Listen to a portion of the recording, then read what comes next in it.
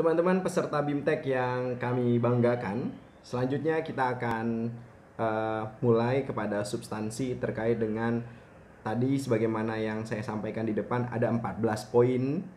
Ada 14 poin terkait dengan perbedaan atau perubahan dari PP 58 tahun 2005 ke PP 12 tahun 2019.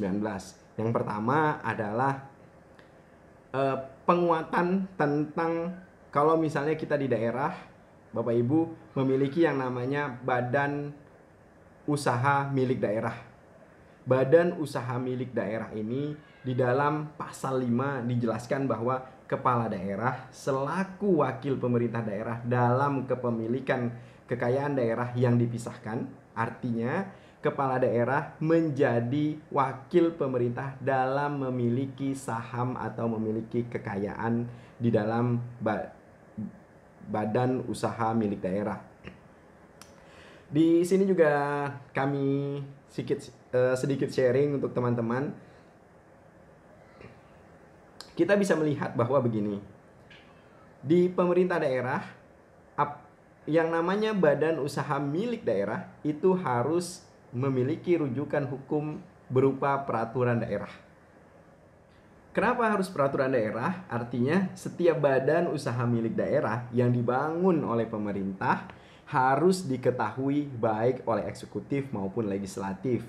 Namun dalam kepemilikan atau mewakili kepemilikannya sesuai tadi pasal 5 PP 12 tahun 2019, kepala daerah adalah wakil pemerintah yang berkedudukan, jadi fungsinya berkedudukan sebagai pemegang modal. Bapak Ibu ya, sebagai pemegang modal pada perusahaan umum daerah atau pemegang saham pada perseroan daerah. Jadi ini diperjelas. Bapak Ibu, teman-teman BIMTEK yang kami banggakan, sebagaimana badan usaha milik daerah ini secara umum dihadirkan kepada pemerintah bukan hanya untuk difungsikan memberikan pelayanan kepada masyarakat, tetapi badan usaha milik daerah hadir di dalam pemerintah daerah atau dibentuk oleh pemerintah daerah, tujuannya adalah untuk menghasilkan keuntungan. Ini memiliki fungsi yang berbeda dengan BLUD. BLUD fungsi utamanya adalah melakukan pelayanan kepada masyarakat, sedangkan badan usaha milik daerah fungsi utamanya adalah mendapatkan keuntungan sehingga menambah pendapatan daerah.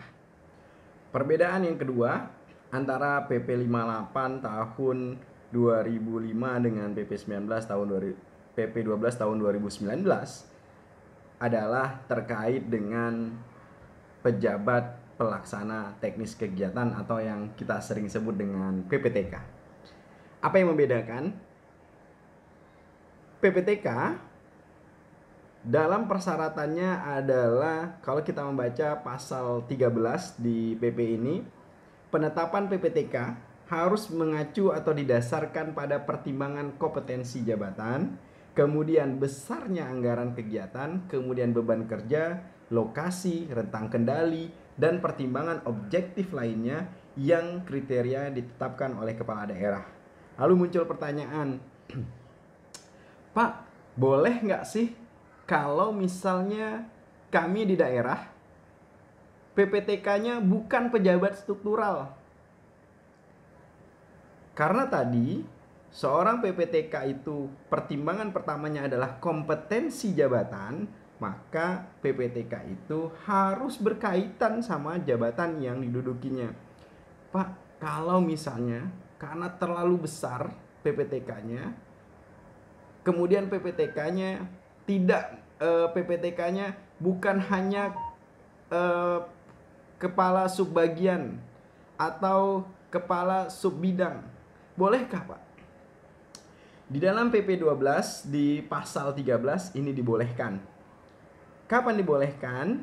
Dibolehkan, salah satu contoh misalnya di dinas pendidikan, karena kegiatannya 20% kan banyak sekali, 20% dari anggaran pendapatan daerah itu digunakan untuk sektor pendidikan, sehingga kepala subbidang atau pejabat pengawas di Dinas Pendidikan kewalahan untuk menjadi pelaksana teknis kegiatan, menjadi pejabat pelaksana teknis kegiatan.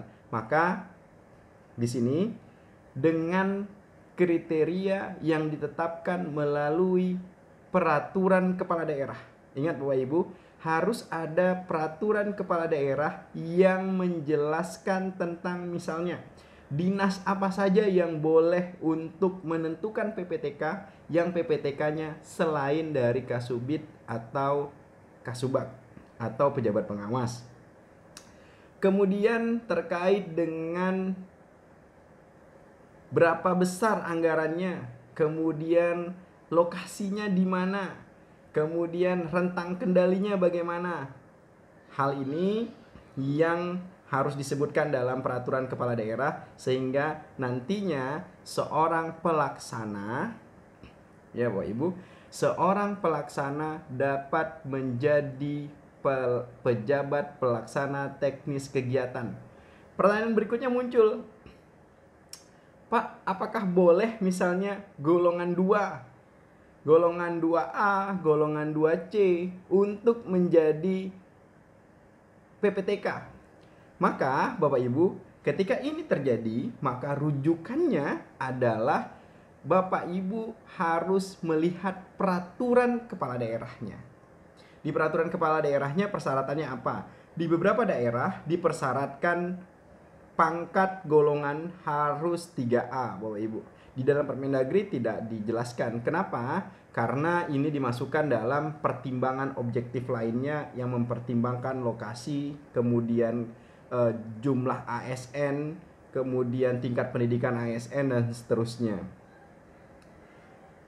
Maka Bapak Ibu, lalu pertanyaan yang ketiga yang sering muncul adalah, Pak, apakah boleh pejabat fungsional untuk menjadi PPTK? Ini pertanyaan yang menarik. Di dalam PP 12 tahun 2019 ini tidak dijelaskan secara tersurat bahwa seorang pejabat fungsional boleh untuk menduduki jabatan pelaksana teknis kegiatan. Kecuali tadi pertimbangan objektif lainnya di sebuah daerah karena keterbatasan sumber daya manusia dan seterusnya, maka dibunyikan di dalam peraturan kepala daerah bahwa pejabat fungsional itu boleh untuk menjadi PPTK. Selanjutnya, siapa sih yang dapat menetapkan seorang pelaksana menjadi PPTK? Maka di dalam PP 12 dijelaskan, pejabat pengguna anggaran atau pejabat kuasa pengguna anggaran dapat menetapkan seorang pejabat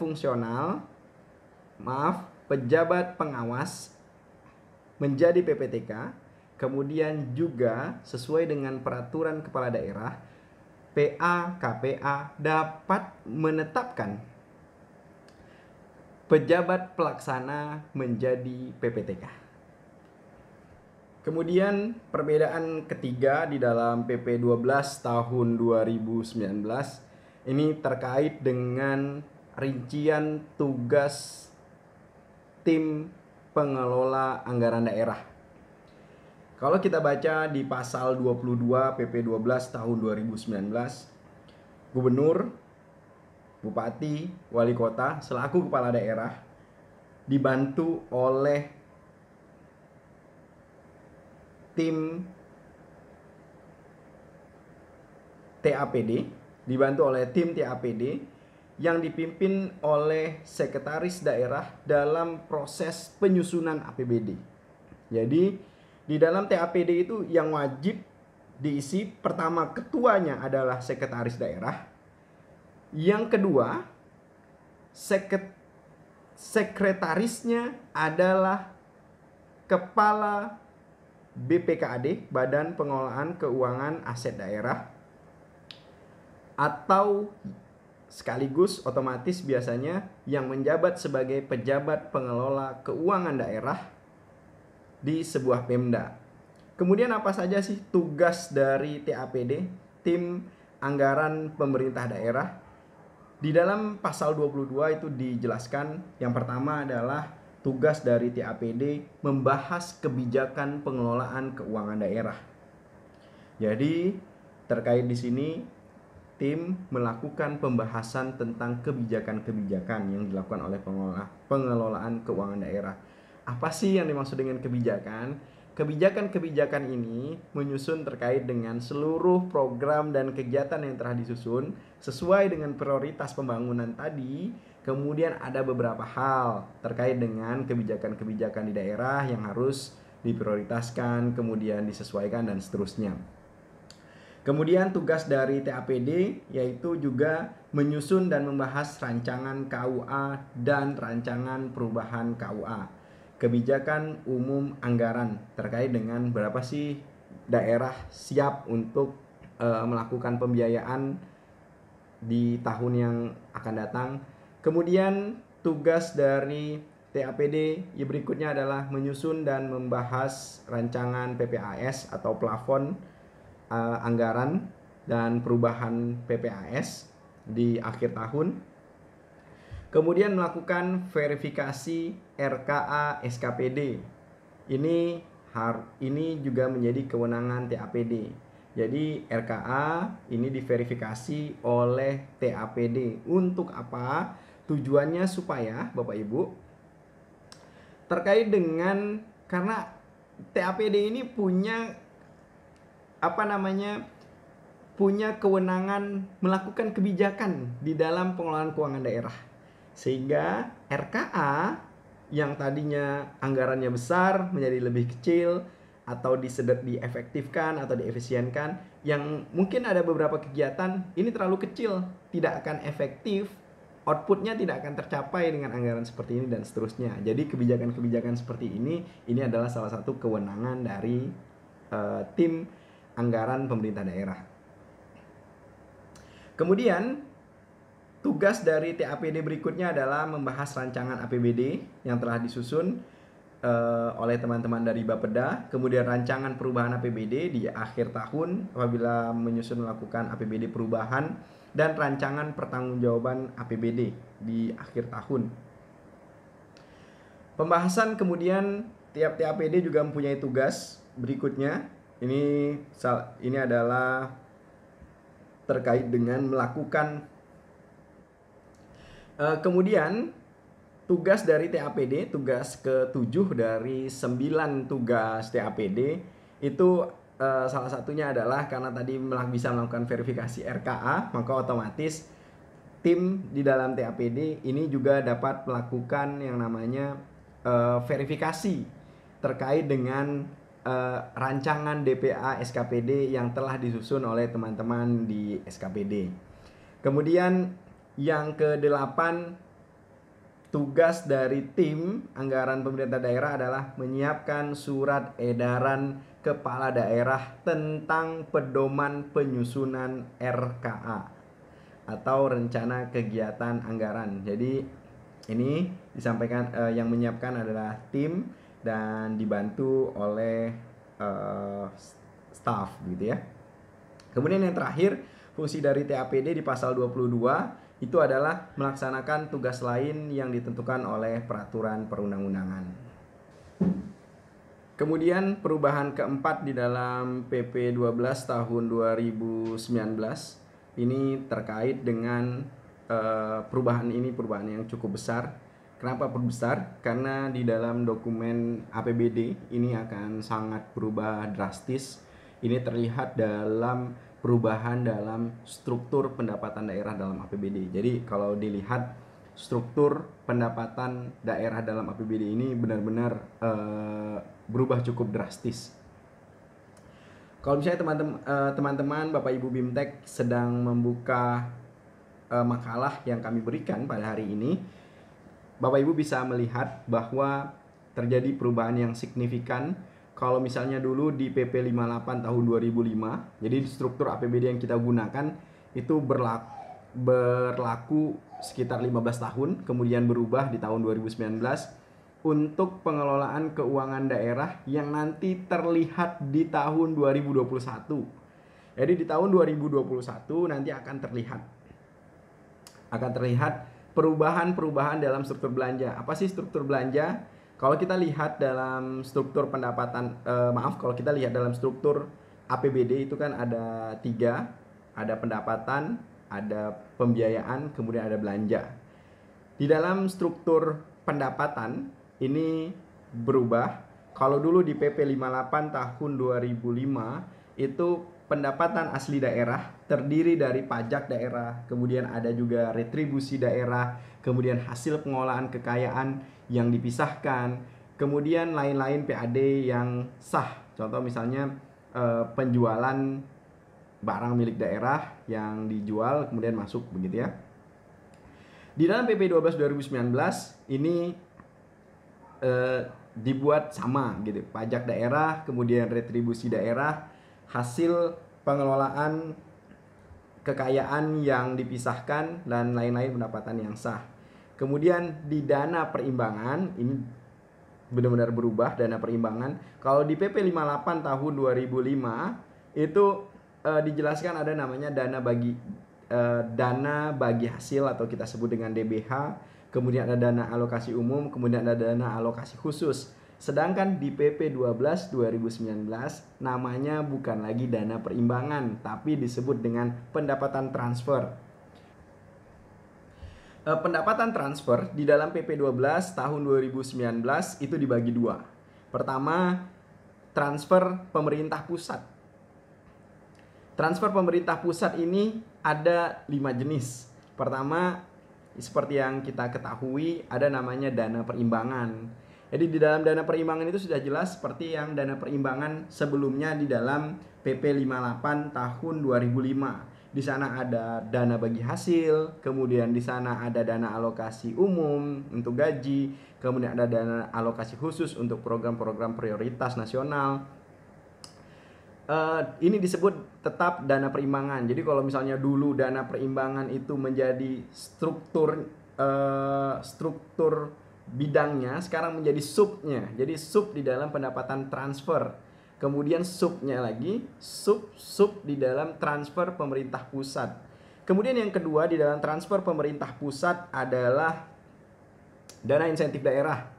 Kalau Bapak Ibu ini mungkin jarang mendengar terkait dengan dana insentif daerah, tapi sebenarnya dana insentif daerah adalah dana yang diberikan oleh pemerintah pusat kepada pemerintah daerah, dalam hal ini baik provinsi maupun kabupaten kota, bagi daerah pemerintah provinsi, kabupaten kota yang memiliki prestasi-prestasi. Contoh yang paling sederhana adalah daerah-daerah yang mendapatkan opini dari BPK terkait dengan misalnya opini WTP, wajar tanpa pengecualian.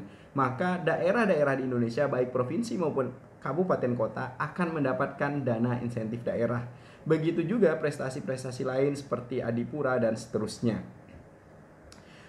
Begitu juga terkait tadi dana insentif daerah, terkait dengan kriteria daerah yang bisa mendapatkan dana insentif daerah, ini diatur di dalam Peraturan Menteri Keuangan. Begitu juga terkait dengan pengelolaan keuangan terkait dengan apabila daerah mendapatkan dana insentif daerah. Untuk tahun 2019 itu mengacu kepada PMK nomor 141. Jadi PMK nomor 141 tahun 2019.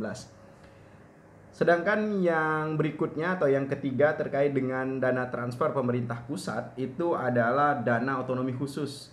Sebagaimana yang kita ketahui, dana otonomi khusus ini berlaku untuk Aceh dan Papua.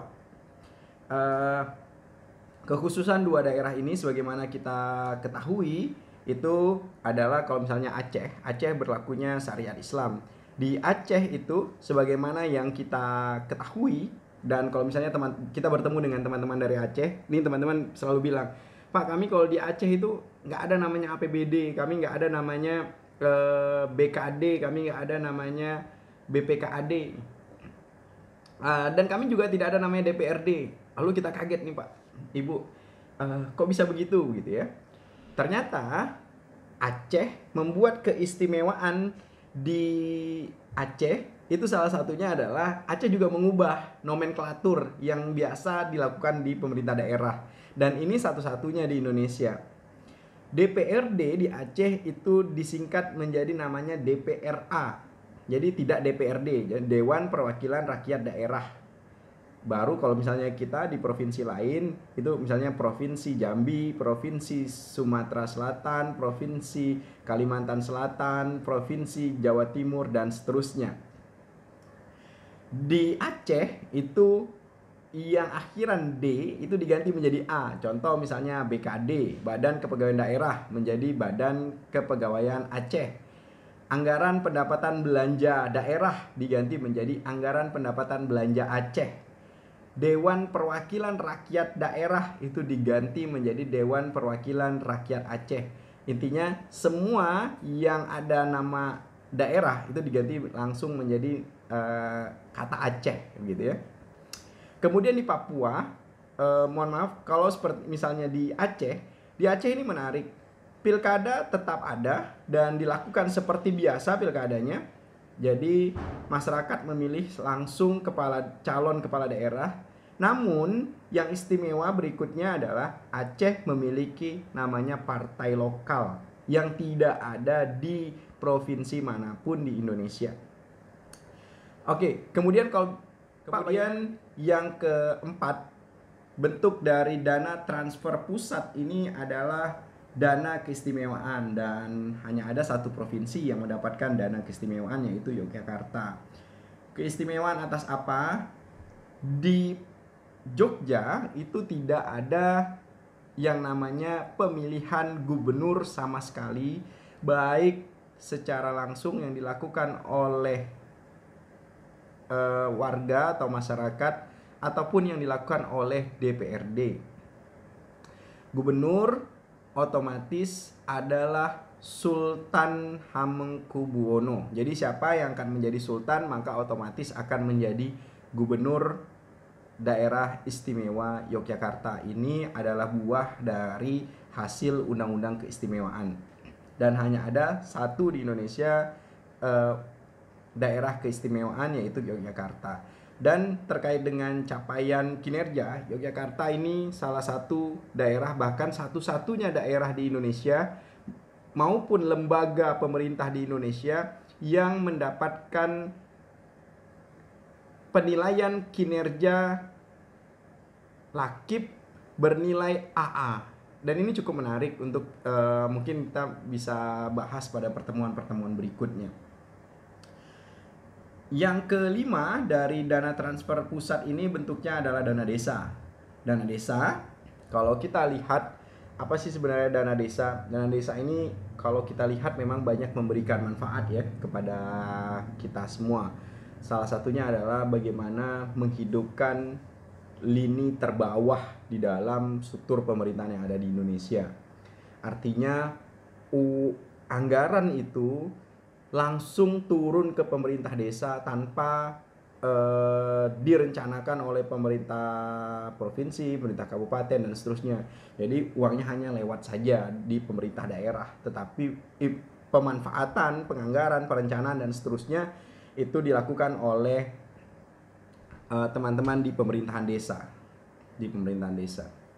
Jadi ada 5 terkait dengan dana transfer pusat. Pertama ada dana perimbangan, kedua ada dana insentif daerah, yang ketiga ada dana otonomi khusus, yang keempat ada dana keistimewaan, dan yang kelima ada dana desa. Kemudian dari pendapatan transfer tadi terbagi 2, ada transfer pemerintah pusat, kemudian ada juga transfer pemerintah daerah. Transfer pemerintah daerah ini dibagi 2. Ini menarik kalau kita bicara tentang dana transfer pemerintah daerah. Kenapa menarik? Di Indonesia banyak sekali daerah-daerah pemekaran dan daerah induk yang sampai saat ini terkait dengan kepemilikan aset masih menjadi masalah. Kenapa?